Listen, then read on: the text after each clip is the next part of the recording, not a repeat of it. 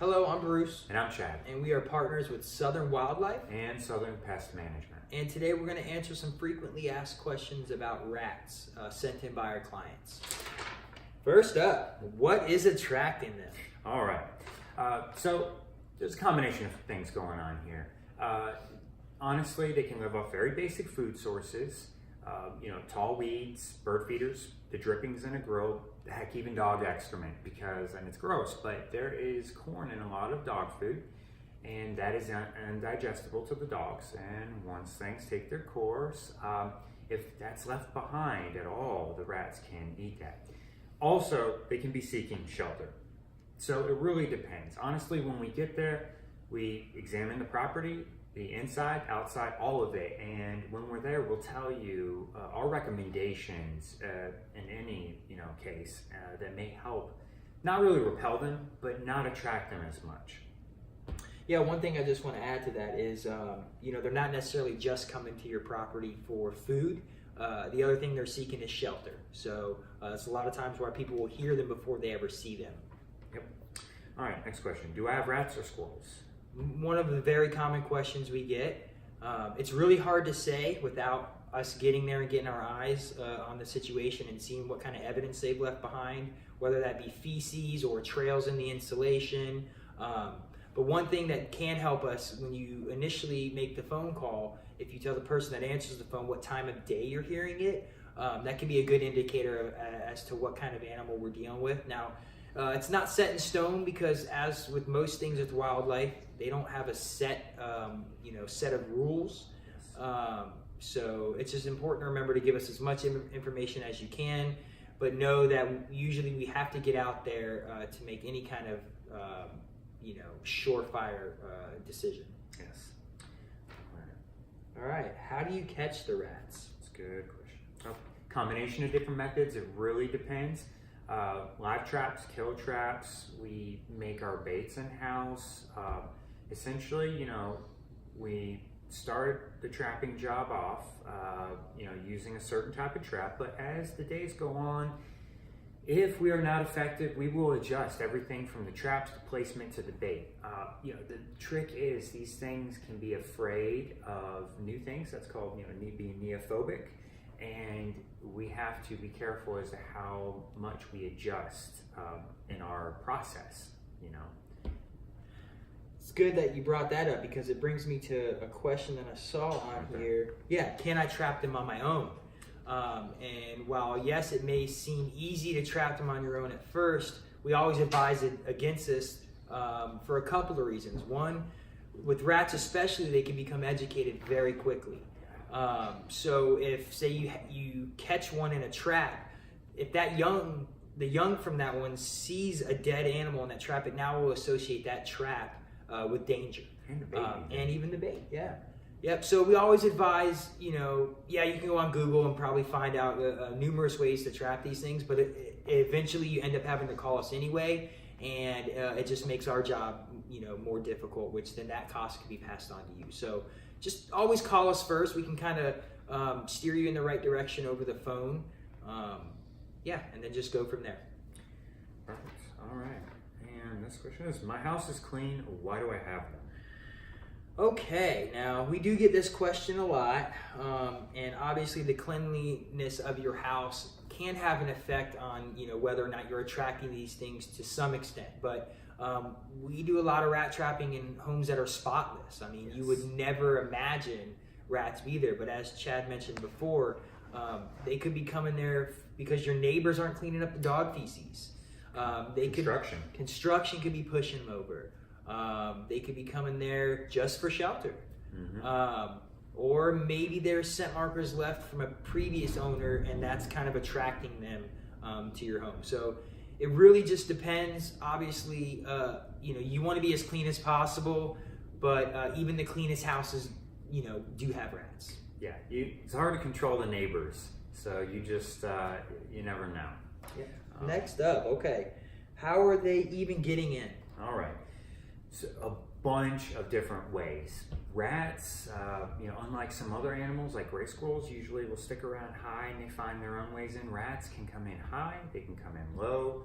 I mean, you need a quarter size. Absolutely, and their teeth keep growing, so they need to gnaw on things so they can just chew and chew and chew and get into some very thick and resistant materials. And they're just a real nuisance, real opportunistic. And one of the most impressive things is they can burrow and get in through a crack in the foundation, any gap that you're not even aware of. It is amazing and aggravating. I want to mention also they're very good climbers. So you have brick on your house or cinder block home or stucco. They can basically scale right up the side of your home. And once they get to the roof line, there's numerous weak points in your roof line, whether it be construction gap where two roofs meet, pipe chases, a whole laundry list of different areas, and getting us out there to trap these things. While we're there, we're going to measure up your home to give you a quote for excluding your home. Comes with a 5-year guarantee, so we can give you some sort of peace of mind that this won't happen again to you. Yeah, we're really good at hitting those common entry points and even the uncommon ones. So inspection. All right. And how many do I have?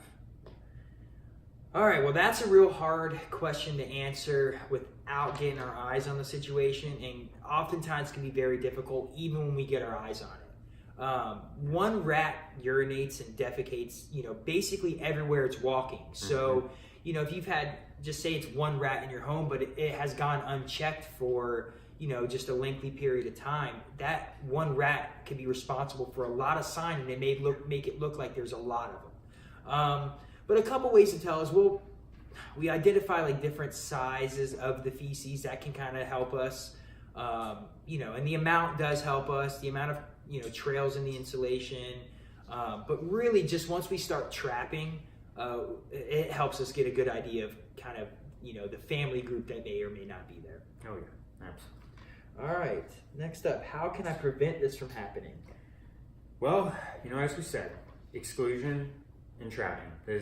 That is the bread and butter of everything, the cornerstone of our practice. We get in there, we trap them out, and then this is an ideal situation, during the trapping period, we inspect the house, give you the proposal to seal it up, and you say yes. During the trapping is, like I said, ideal, and we seal it up and we leave traps for a couple of days after that, just to, kind of see if there's any left. And that'll usually do it. And like we mentioned with what's attracting them, when we're there, we will give you suggestions if there's anything that can help keep them off the property going forward.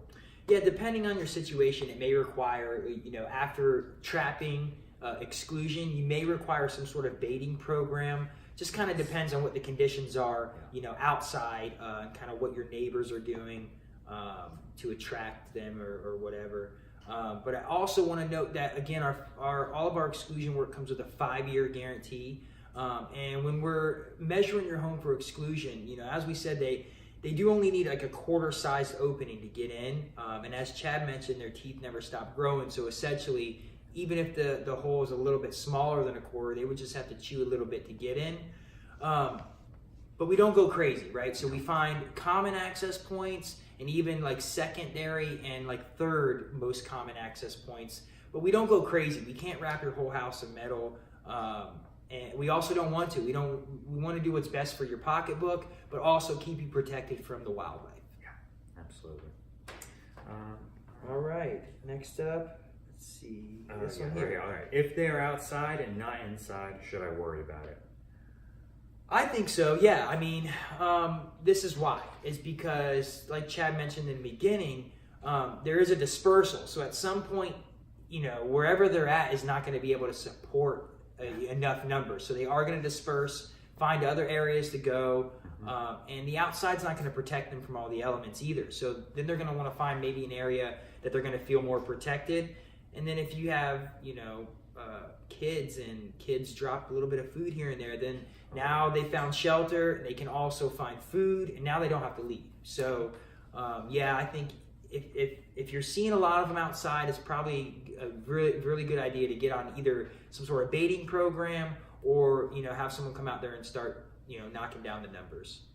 Yeah, absolutely. And I mean, keep in mind, rats can transmit disease and their parasites can. So that's the fleas and We all know the fleas from the black rats were responsible for the bubonic plague way back. So, I mean, obviously it's not much of a threat now, but there are many other, things they can transmit, heck, even through the urine and feces. So if they're around outside, and like you mentioned, you have kids, you have animals, they walk around in this, in their mess, they don't even know about it, track it in, I mean, there's no telling the amount of issues. So just for our own health and safety, it's good to maintain the numbers, keep them down.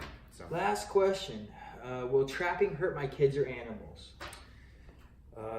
No, it will not. So if we have any traps that are accessible by kids or animals, we have them protected and secured so no one can get their little fingers or toes or paws hurt.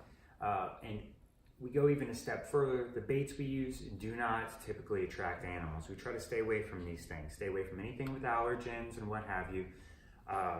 And more often than not with rats, because they don't like to be out in the open, our traps are going to be in very tight, confined, and oftentimes inaccessible areas to pets and children.